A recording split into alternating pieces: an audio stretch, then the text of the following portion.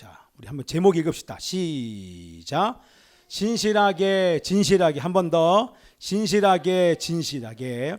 우리 앞에 있는 그림처럼 우리 지난 시간 날 때부터 소경되어서 구걸하고 있는 이 소경된 자를 주님이 만났습니다. 그리고 예수님께서 그 소경의 눈을 고쳐주셨는데, 소경이 날 때부터 소경된 이 소경의 눈을 뜨게 하신 하나님의 목적이 있습니다. 그 목적은 여러 가지 목적이 있었지만 가장 중요한 것 중에 하나는 예수 그리스도가 메시아이심을 확실히 증거하기 위해서 예수님께서 이 소경의 눈을 고쳐주신 것입니다. 뿐만 아니라 우리 바리새인들, 그 당시에 유대인들은 죄의 결과야 이렇게 생각하는데, 그것이 아니다. 모든 재난이 죄의 결과가 아님을 가르쳐 주시기 마찬가지. 우리도 마찬가지입니다. 어떤 사람이 어려운 일 당하면 저 사람 죄를 지어서 그래, 그렇게 판단하기를 주님이 원하지 아니하시고, 그것을 우리에게도 가르쳐 주기 위해서 우리 주님께서 말씀하십니다. 또 뿐만 아니라 재난을 통해서도, 우리가 볼 때는 선하지 않은 것처럼 보이는 재난을 통해서도 하나님의 영광이 드러날 수 있음을 가르쳐 주시기 위해서. 아멘이죠? 제 눈을 보셔야 됩니다. 예성아. 자, 재난을 통해서도 여러분, 하나님은 모든 걸 통해서도 하나님의 영광을 드러낼 수 있는 줄 믿습니다. 그렇죠? 좋은 것을 통해서만 영광을 드러낸 것이 아니라 이 소경의 눈을 뜨는 이 재난을 통해서도 하나님의 영광을 드러내 주심을 가르쳐 주신 것입니다. 그러나 무엇보다 더 중요한 것은 소경의 눈을 고쳐주심으로 영적으로 보지 못하는 자들을 보게 하려고 고쳐주신 것입니다. 그렇죠? 육적 소경의 눈을 뜨게 하시면서 영적 소경된 자들의 눈을 뜨게 하시려고 우리 주님이 이렇게 소경의 눈을 고쳐주신 것. 그 다른 말로 얘기하면 예수님이 하나님으로부터 보냄을 받은 자입니다. 그렇죠? 하나님으로부터 보냄을 받은 하나님의 아들이고, 우리를 죄에서 구원하시기 위해서 오신 메시아요 세상의 빛이심을 믿게 하려고. 그렇죠? 예수님이 하나님의 아들이요 세상의 빛이요 메시아심을 믿어야 이 비늘이 벗겨지기 때문에, 그래서 예수님께서 이 소경의 눈을 고쳐주신 것입니다. 자, 그래서 지난번에 뭐라고 얘기했습니까? 저를 보시고 할렐루야, 큰 소리로 아멘 합시다. 할렐루야. 허리 딱 세우고 저리 딱 한번 보세요. 눈 부릅뜨고, 요한아 일로 와. 일로 와. 거기 있지 말고 일로 딱 와서 앉아야지. 예성이 책임져야지. 일로 와. 어이 와. 거기 뒤에 있으면 시험 들어. 예중이 옆에 있으면 집중이 안 돼. 일단은 우리 저거 알잖아요. 약간 뭔가가 그러면 숨는 특징이 있어요. 누구요? 아담과 하와. 하나님이 동산에 거니시는데 아담과 하와가 평상시 같으면 하나님의 발소리만 딱 들어도 하나님 이렇게 나갈 텐데, 찔리는 게 있으니까 나무 뒤에 바위 뒤에 이렇게 숨지 않습니까? 숨는 건 별로 좋은 게 아니에요. 당당하게 얼굴 딱 디밀어야 됩니다. 그죠? 다 보이죠? 네? 저는 여러분들의 머리를 보고 싶지 않습니다. 얼굴을 보여주세요. 어떤 사람은 여기다가 머리 딱 밀고 눈 하나 그려가지고 이렇게. 자, 예수 믿기 전에 우리가 영적으로, 할렐루야. 아, 형이 가라고 있구나. 한마디 알아. 네가 와. 지가 지는 뒤에 있으면서 꼭 이렇게 오는 거 보면 꼭 석중이. 저는 딴짓해. 다 보내놓고. 그게 누군지 알아? 야곱. 예. 다 보내놓고 뒤에서 야곱가 혼자 나냐. 자, 말 조심해야겠죠?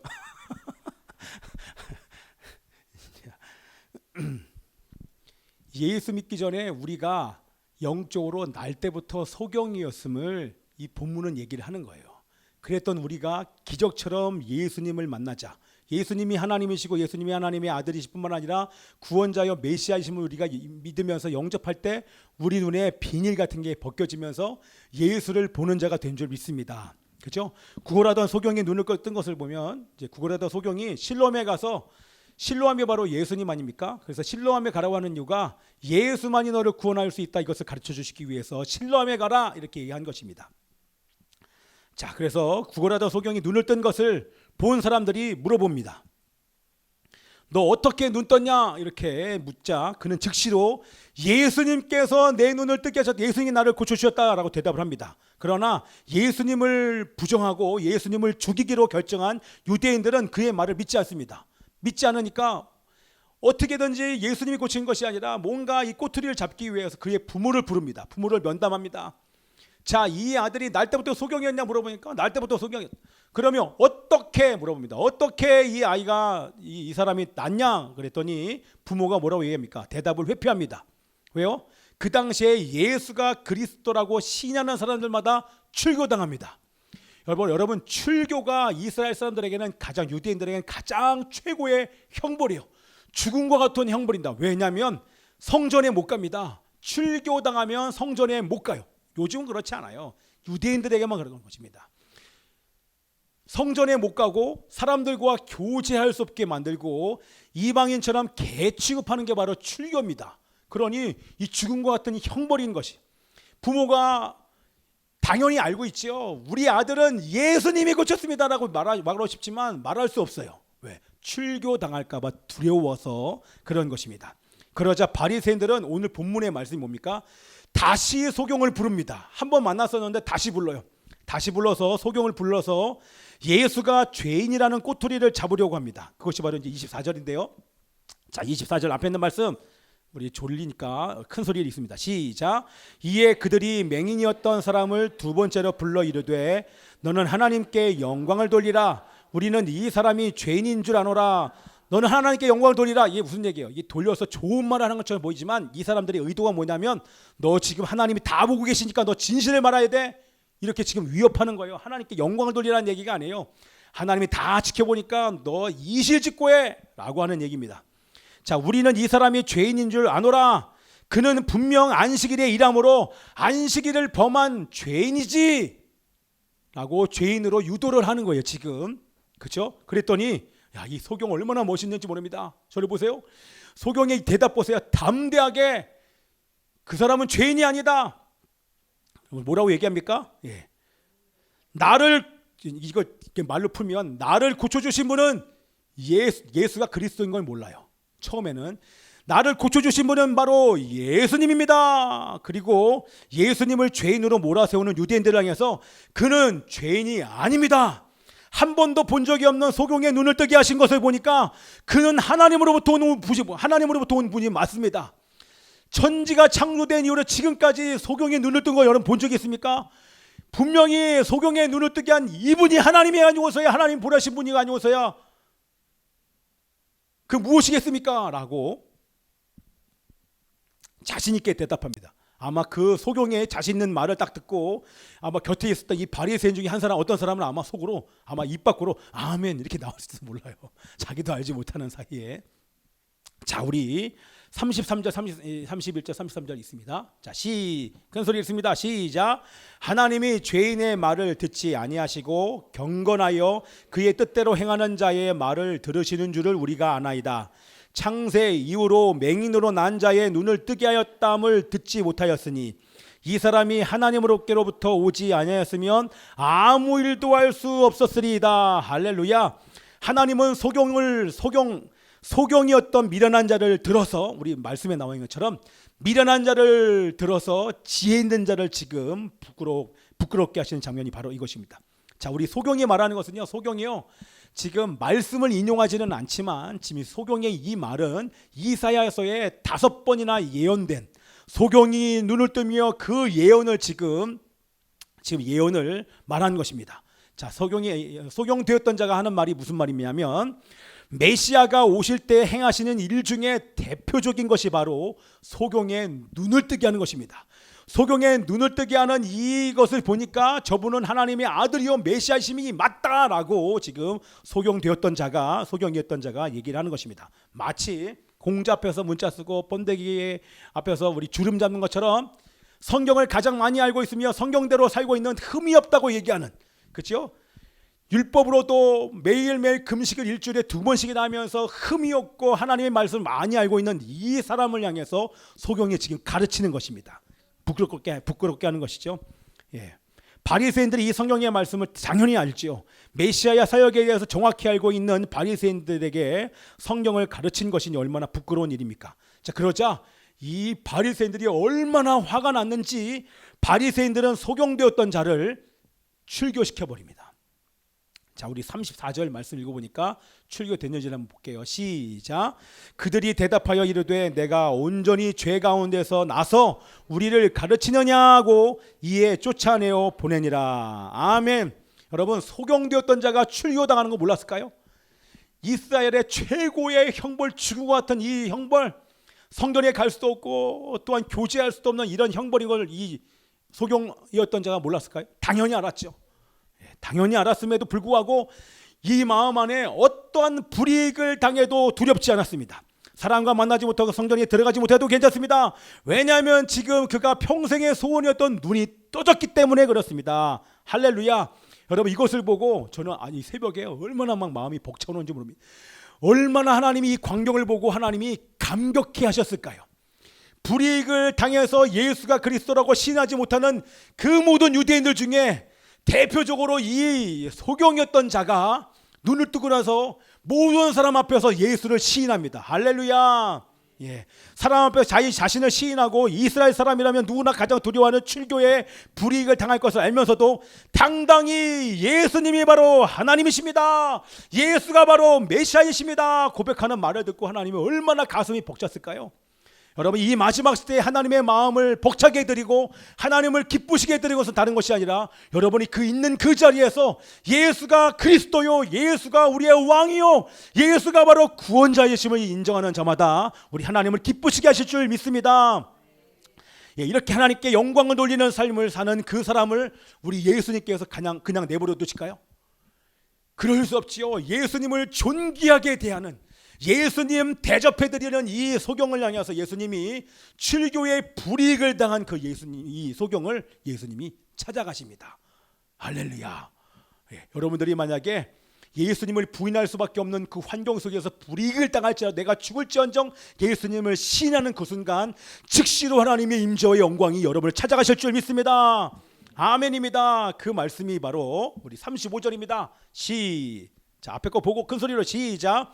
예수께서 그들이 그 사람을 쫓아냈다는 말을 들으셨더니 그를 만나사 이르시되 내가 인자를 믿느냐. 아멘. 예수님께서 그 사람을 찾아가신 게 너무나 감격스럽지 않습니까? 근데 제일 처음으로 물어보신 것이 뭐냐면 내가 인자를 믿느냐. 이 말은 내가 너를 고쳐주신 분이 하나님의 아들이요 메시아이심을 믿느냐, 너를 고쳐주신 그분이 바로 하나님의 아들이요 메시아이심을 믿느냐, 이렇게 물어본 것입니다. 그랬더니 우리 요한복음 4장에 사마리아 여인에게 말씀하신 동일한 같은 말씀을 이 소경이었던 자에게 얘기합니다. 근데 그가 뭐라고 얘기합니까? 인자가 누구신지 말씀해 주세요, 제가 그분을 믿겠습니다. 그랬더니 말씀드린 사마리아 여인에게 하신 동일한 말씀을 얘기하는데 뭐라고 얘기합니까? 그게 36절에서 38절인데 보지 않고요. 뭐라고 얘기합니까? 너가 이미 그를 보았다.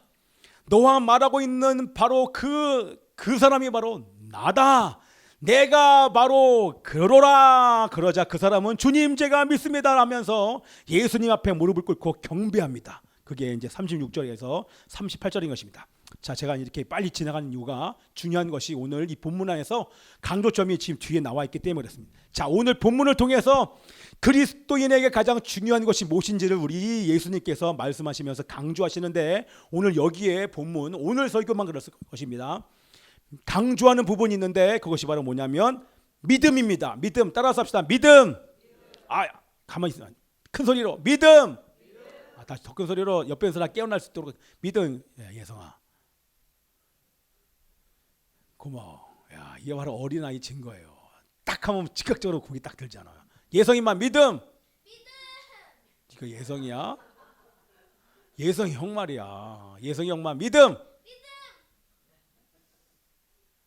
이게 이제 나 닮아서 장난치는 거예요. 우리 다 같이 믿음. 할렐루야. 그러면 여러분들, 자, 오늘 말하는 여러분 꼭 잘 들으시고요. 제가 오늘 믿음인지 뭔지를 정확히 얘기할 때 여러분 믿음 그러면 두 단어가 여러분들 올라와야 됩니다. 자, 근데 믿음은 바른 믿음이 있고 거짓 믿음은 제가 얘기하지 않아요. 바른 믿음이 있다는 것입니다. 어떤 것이 바른 믿음입니까? 첫 번째로 이 소경이었던 나처럼 예수님이 창조주이시며 하나님께서 보내신 하나님의 아들이시며 구원자이심을 믿는 것이 바로 바른 믿음입니다. 정확하게 하나님이 창조주이실 뿐만 아니라 하나님께서 그 아들 예수 그리스도 하나님의 아들이 이 땅 가운데 보내셨고, 또한 예수님이 창조주이시며 하나님께서 보내신 하나님의 아들이시 구원자이심을 믿는 것이 바로 바른 믿음의 시작인 줄 믿습니다. 아멘. 예수님의 십자가 구속으로 인해서 우리 모든 죄는 용서받았고 그리스도 안에서 참 생명, 영원한 생명을 얻었음을 믿는 것입니다. 아멘이죠? 예, 그래서 우리가 어떤 사람이 되었습니까? 예수를 믿음으로 말미암아 우리가 어떤 사람이 되었습니까? 하나님의 자녀, 그걸 한마디로 얘기하면 새로운 피조물, 다른 말로 얘기하면 새 사람이 되었습니다. 우리 옆에 사람에게 새 사람이십니다. 우리 소망이가 일주일 더 피곤했나 보다, 그렇지? 우리 학교 다니거든요. 10시까지 연습한대요. 아침에 가서 오고 싶어도 오지 못해요. 할렐루야. 여러분 2년 뒤에 우리 소망이의 여러분 실력을 보세요. 나중에 또 얘기하지만 우리 소망이, 예림이, 요한이 어디 있어? 여기 진짜. 우리 음악학원 하자고요. 음악학원, 미술학원, 우리 석중이 태권도장. 할렐루야. 태권도장 할 수 있어요. 사범 자격증 따면 되거든요. 그래서 제가 꿈이 뭐냐면 맨 위층에 교회, 그 밑에 태권도장, 그 밑에 음악학원, 그 밑에 미술학원, 그 밑에 국영수학원, 그 밑에 카페, 그 밑에 그 우리 교회 몇 층이야 돼요? 자, 적어도 한 6, 7층 돼야 되지 않겠습니까? 그래서 예배 끝나면 태권도장 가서 석준이랑 놀고 딱 흩어져서 학원에 가가지고 막 놀고, 야, 이런 날이 속히 오게 될 줄 믿습니다. 예, 할렐루야. 제가 기도하면서 건물을 알아봐야겠다. 경매 나온 건물을 알아봐야겠다. 어디 건물? 다른 데 아니에요. 제일 좋은 데가 대화역에만 가면 안 돼요. 주염역 근처에 분명히 경매 나온 건물 하나 있으면 하나님, 예, 할렐루야, 주여. 자, 그래서 막 주일날 많이 그냥 일주일 내내 막 아이들이 와서 거기를 통해서 젊은 세대가 교회로 올 수 있는 이 창구를 마련하는 거예요. 누가? 우리 예림이 가르치고 소망이 가르치고, 우리 먼저 우리 다윗이가 아니라 요한이가 딱 대학 들어가 가지고, 야 요한아, 대학 들어가면 친구들 다 데리고 와야 돼, 알았지? 알았지? 너도. 자, 그래서 자, 이제 중요한 얘기 하려고 제가 지금 뜸을 들이는 거예요. 이거 잘 들어보셔야 돼요. 그래서 바른 믿음은 첫 번째 그거, 두 번째는 하나님께서 주신 모든 말씀을 믿는 자가 바른 믿음을 가진 자입니다. 하나님을 믿는데 하나님의 말씀을 안 믿어. 그거는 바른 믿음을 가진 자가 아니겠죠. 당연히 하나님이 창조주와 구원자이심을 믿는 자마다 창조주가 말씀하신 하나님의 말씀에 믿고 순종하는 사람이 바로 바른 믿음을 가진 사람인 줄 믿습니다. 아멘. 그리고 세 번째가 하나님께서 살아계시고 통치하심을 믿기에, 자, 이게 바른 믿음을 가진 삶을 사는 사람의 삶을 딱 들여보면 하나님이 통치하시고 개인과 민족과 나라와 가족과 교회와 열방을 통치하시는 이 하나님을 믿기 때문에 어떠한 일도 감사하는 사람이 바로 바른 믿음을 가진 사람입니다. 합력하여 선을 이룰 것을 반드시 믿는 사람이 바른 믿음을 가진 사람입니다. 자, 그래서 바른 믿음을 가진 사람은 오늘 중요한 게 바로 삶으로 드러나는 줄 믿습니다. 그래서 믿음을 다루는 말로 얘기하면 신실한 삶이라고 얘기할 수 있습니다. 자, 그래서 오늘 이걸 여러분들에게 말씀드릴게요. 자, 이제 이 예수님께서 말씀하시는 거예요. 예수님께서 말씀하시는데 내가 그를 만나서 이르시되 내가 인자를 믿느냐, 내가 인자를 믿느냐 이렇게 얘기하니까 내가 믿나이다, 주여 내가 믿나이다. 그 말은 뭐냐면, 다른 말로 얘기를 하면 내가 신실한 삶을 살겠나이다. 자, 믿음은 신실한 삶이라고 얘기를 할 수 있습니다. 그래서 오늘 두 단어를 여러분 기억하시는데, 자, 따라서 합시다. 믿음은, 큰 소리로, 믿음은 관계다. 믿음은 신실한 삶이다. 여러분 이 두 가지만 딱 기억하십시오. 자, 어떤 사람이 믿음이 좋습니까? 하나님과 날마다 교제하는 사람이, 믿음은 교제이기 때문에 날마다 교제하는 사람의 믿음이 깊어지는 줄 믿습니다. 날마다 하나님과 만나는 그 사람의 삶이, 그 삶에서 신실한 삶이 드러나는데 예수의 성품이 보이는 삶이 반드시 드러나는 줄 믿습니다. 아멘이죠. 하나님과 매일 친밀하게 교제하는 사람이 믿음이 좋은 사람이고, 하나님과 친밀한 삶을 사는 사람은 반드시 신실한 삶을 살게 되어 있습니다. 그래서 신실한 삶이란 정직하고 진실한 삶인 것입니다. 여러분, 성실하고 정직하고 진실한 삶을 살기에 믿음직한 삶을 살 수밖에 없는, 남들이 믿을 수밖에 없는 삶을 사는 것입니다. 삶에서 예수님의 성품이 보이기에 믿을 수 있는 사람이 되는 것입니다. 자, 그래서 앞에 보세요. 믿음은 뭐다?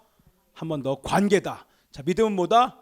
신실한 삶이다. 바른 믿음을 가지면 하나님과 친밀한 교제를 날마다 누릴 뿐만 아니라 하나님과 만나다 보니까 삶에서 신실한 삶이 드러나는데, 바로 예수의 성품이 드러나는 삶을 반드시 삶을 산다.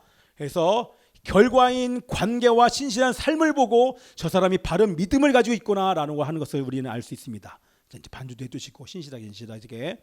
자, 제가요 미국에 갔을 때, 미국 이민 초창기에 여러분들 미국에서 영주권 받기가 쉬웠습니다. 왠지 아십니까? 목회자가 추천만 하면 바로 영주권을 줬습니다. 근데 제가 갔을 때요, 교회 담임 목사님이 레터를 써주면서 추천서를 써줬는데 영주권을 안 줘요. 아마 영주권을 받았으면 제가 여기 안 나왔겠죠. 왠지 아십니까?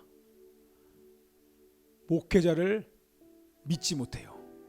예전에는 목회자가 추천만 해주면 그냥 100% 줬어요. 그런데 사람들이 그걸 알고 교회 가서 추천서를 받아서 이 영주권을 받은 사람이 어마어마하게 많아요. 근데 제가 갔을 때는 목회자가 아무리 추천서를 써줘도 이제는 법원에서 믿지를 않는 시대가 됐어요. 왜? 목회자의 삶 때문에 그런 것입니다. 신실한 삶을 살아내지 못하니까 목회자를 신뢰하지 못하는 것입니다.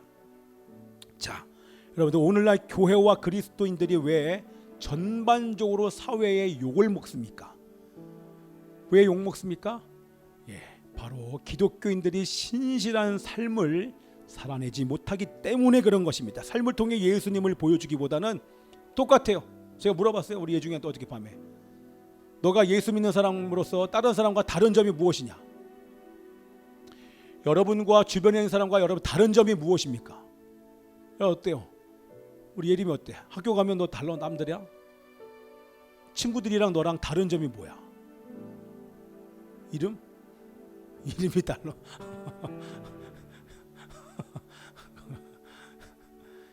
여러분, 나와 다른 사람과 다른 점이 여러분 무엇입니까?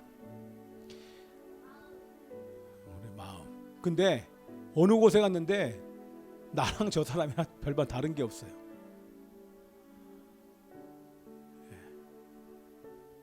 그러면 영향력을 끼칠 수 있을까요? 여러분 어떻습니까? 여러분 있는 곳에서 그 사람과 여러분 다릅니까?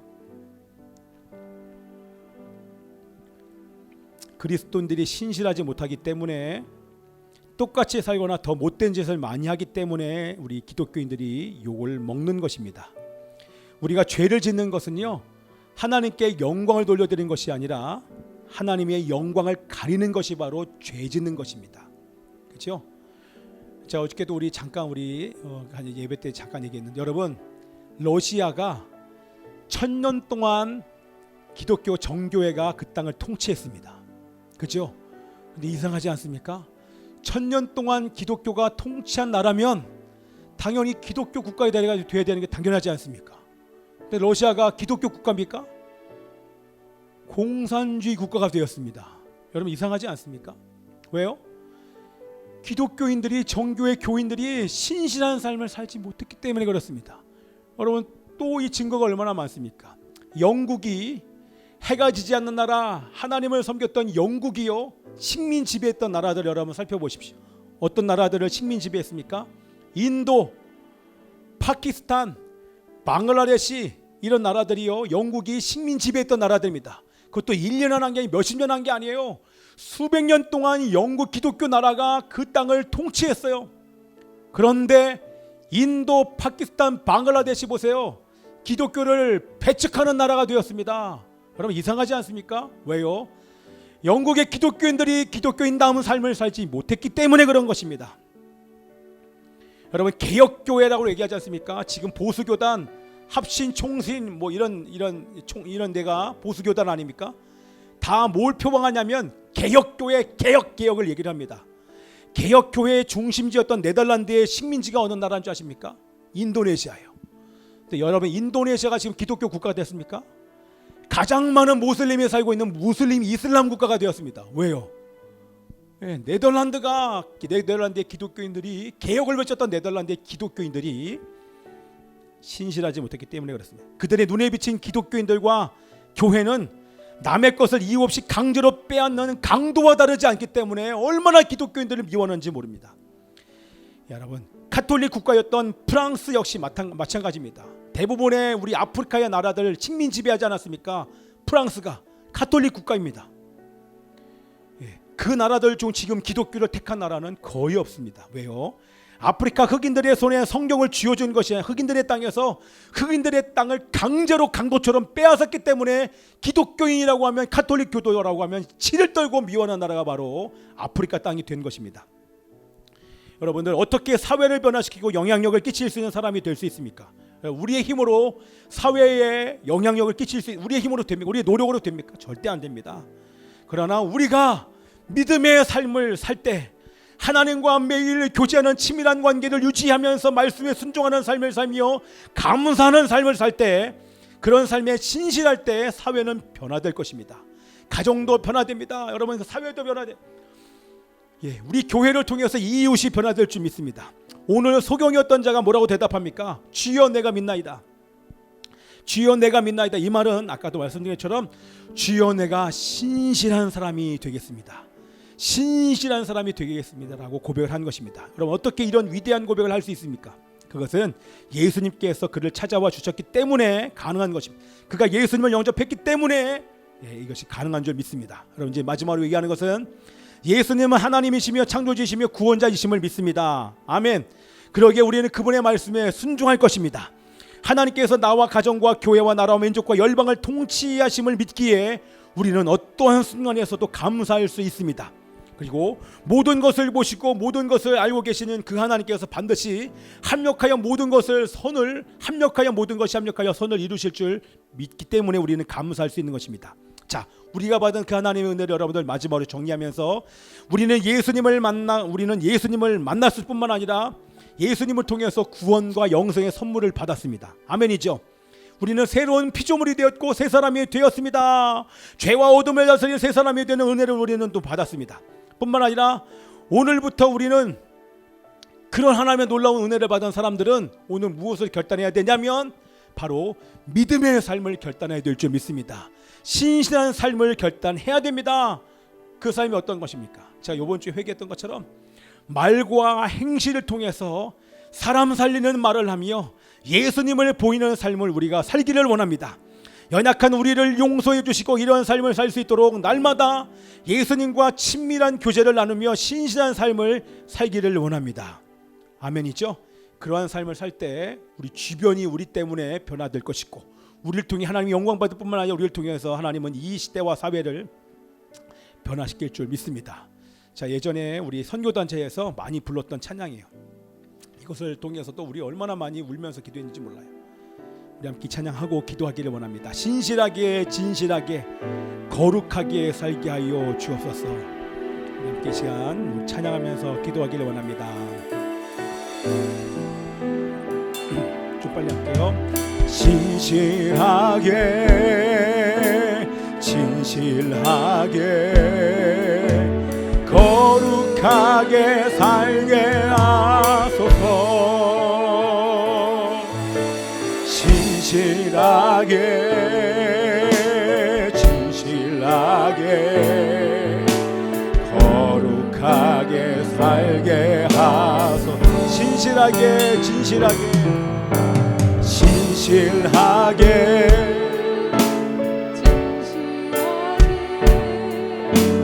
거룩하게 살게 하소서. 진실하게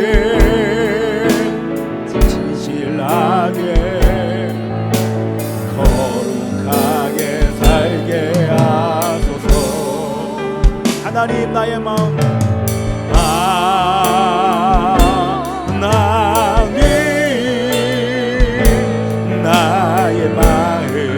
만져주소서. 만져주소서. 하나님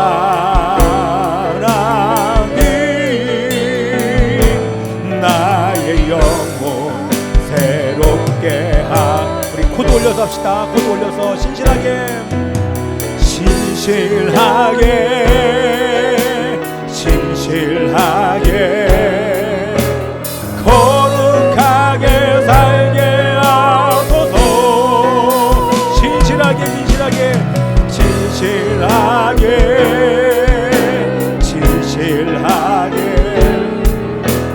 거룩하게 이것이 우리들의 소원이요 이렇게 살기를 원합니다. 하나님 아버지요, 하나님 나의 기도 들어주소서. 하나님 주의 길로 인도하소서. 하나님 주의 길로 인도하소서. 하나님 나의 마음 만져주소서. 하나님 나의 마음 만져주소서. 하나님이여, 하나님 나의 영혼 새롭게 하소서. 나의 영혼 새롭게 하나님이여 나의 마음 만지소서.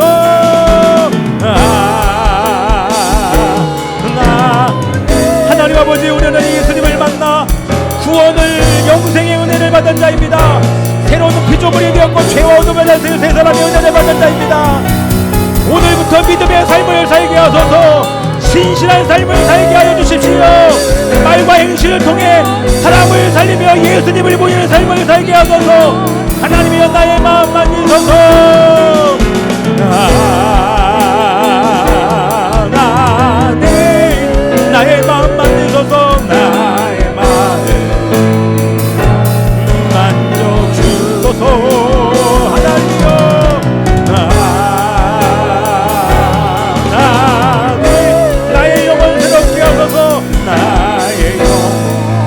우리 함께 이 시간 기도할 때에 우리는 예수님을 만나 구원과 영생의 은혜를 받은 자입니다. 새로운 피조물의 은혜를 받았고 죄와 어둠을 다스리는 새 사람의 은혜를 받은 자입니다. 하나님이여 믿음의 삶을 오늘부터 살게 하여 주십시오. 신실한 삶을 보이게 하여 주십시오. 말에 있어서 행실에 있어서 사람을 살리는 말을 하며 예수님을 보이는 삶을 살게 하여 주십시오. 연약한 우리를 용서해 주시고 이런 삶을 살 수 있도록 날마다 예수님과 친밀한 교제를 나누며 신실한 삶을 살게 하여 주십시오. 청소로 주의 외치고 기도합니다. 주여